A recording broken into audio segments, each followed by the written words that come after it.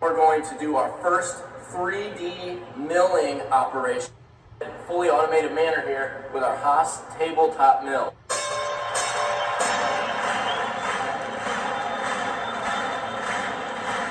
Ladies and gentlemen, welcome to the main event.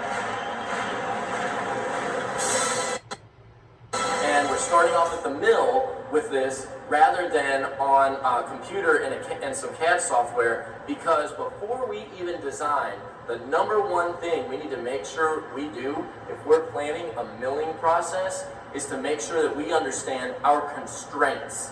So we want to make sure that we don't go and design something that is outside the machine's ability to be milled. So that's why we're here, and we're going to first just take a look at two things. What are the machine's travel capabilities in terms of X, Y, and Z axis, and what kind of tooling do we have? Because we need to make sure that we are planning a design that is capable of being milled by our tooling and our machine. So with this machine, as you might notice here, this is a very small table, both this way, like laterally and up and down. Okay, so we cannot go and say, hey, I want to make a part that's 16 inches long by 18 inches deep, and it needs to be cut like 12 inches, right? That's not going to work in a machine like this. So for this, I'm going to stay with something very small. I'm actually going to work within like a block here. It's 3 inches by 3 inches by 2. So I know that this is definitely within the parameters of this machine. So that's a reasonable size constraint to stay within for a machine of this size. So accounting for the machine's travel is important. Naturally, our tooling is equally important. So here's the end mill that I'm going to use for this process. And so I need to make sure, hey, is this end mill even going to be able to cut what I need to do?